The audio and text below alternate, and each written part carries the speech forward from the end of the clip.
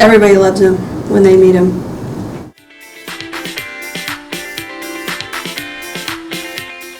Oh man, he's a very outgoing person. He loves making friends and meeting new people.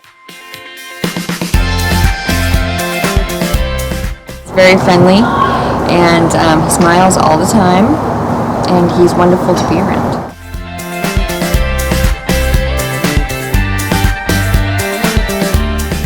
And he saw my dogs and came over. We've been friends ever since, huh? Yeah. Yeah.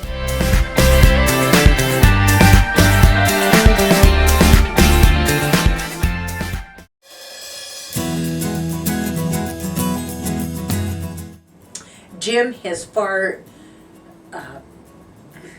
surpassed any hopes that I had for him. When Jim was first diagnosed with the intellectual disability when he was 3, I was devastated. My husband was devastated, as our whole family was. I would rather Jim not have a disability, just because I think it would make his life much easier. But as far as I'm concerned, having Jim as my son has been the greatest gift that God could ever give me. Wait and see what will soon become of me.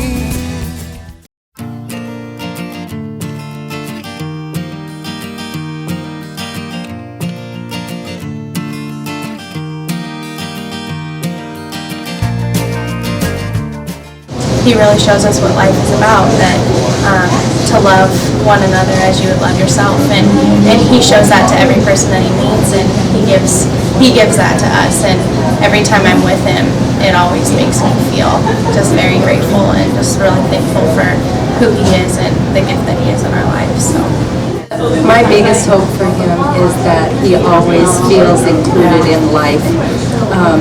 Aside from a disability, he's a human being with a happy, joyful, loving spirit.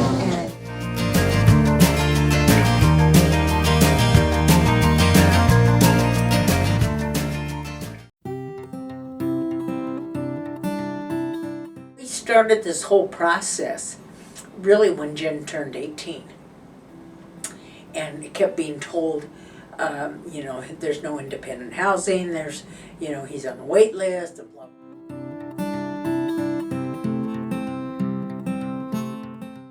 and initially a group of 5 families decided with Oregon Advocacy Center, which I think it's changed its name now, that we'd file a lawsuit, and the Arc of Oregon joined in the lawsuit and made it a class action. And the outcome was the 5 initial families that filed, we all have comprehensive 24-hour services. And the other part of the lawsuit was it opened the brokerages. And so all families that qualify for services get something.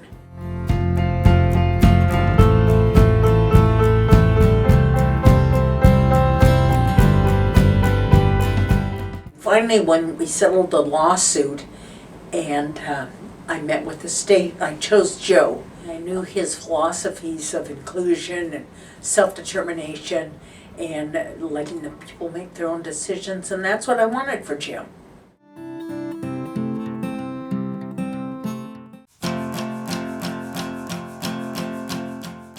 I don't think you could get a better boss than Jimmy. He's been with the company, I think, about 11 years, and I'm his second facilitator, and everybody loves Jimmy. We provide supports to Jim so he can access the community. He's a very social person and he likes to go a lot. We help him go to his volunteer position at Loaves and Fishes, and just making sure that he gets to go to whatever activity he wants to go to. When I first started working with Jimmy, I'm a very quiet person. But when I first started working with him, dealing with other people around Jimmy, like going to get a sandwich, they would ask me what he wanted, and I said, if you want to listen, Jimmy's just trying to tell you what he wants. And so it made me more outgoing. It made me want to be, I think I'm more of a fighter now because of Jimmy.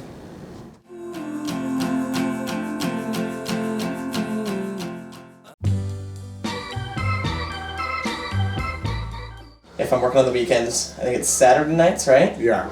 We go down and sing karaoke right there at Pastimes. Sings quite a few songs. I think he's singing about 2 or 3 songs now. Yeah. These boots are made for walking, and that's just what The bar that he goes to, they all know him. They all love him. I'm gonna walk all over you.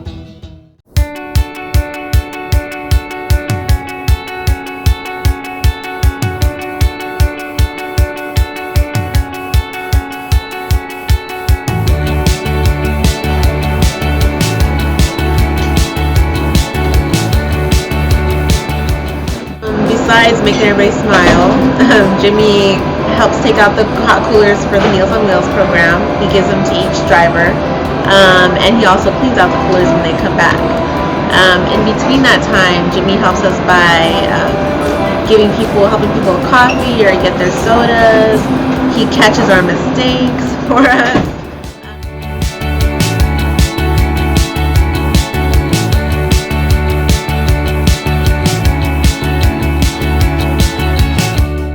He is really, really dependable, and he really likes to do his job, which is great because you don't get that all the time.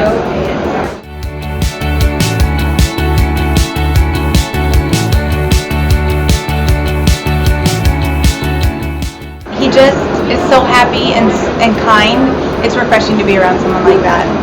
Puts you in a good mood no matter what's going on.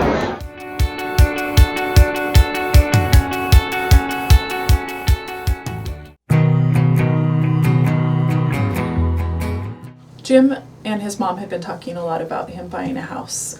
They wanted something where he would be stable for a long time after his mom was gone, and someplace that felt safer to him and that really met his needs, someplace where his family could come visit him, he could entertain, a safer neighborhood, and a place where he could call he could call his own and fix up in the way he wanted.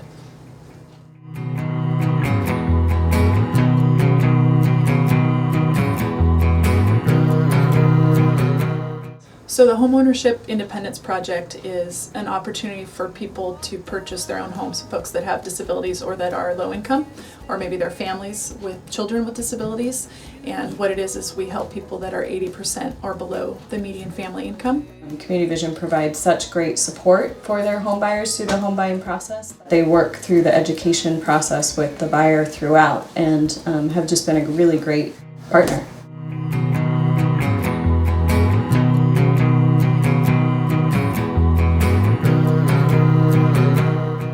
Families often think, where will my son or daughter be 30 years from now, 40 years from now? And I see the most important piece about owning your own home is you know that person will be right there. Homeownership brings all of that just one step further in that idea of total control and control of your supports and especially control of your home. I kept saying to him, well, why don't you just move in here and I'll move out and then you can live here. And his thought was, no, that's mommy and daddy's house. He wants his own house, he wants his own address, he wants his own key. Those things are all very important to him.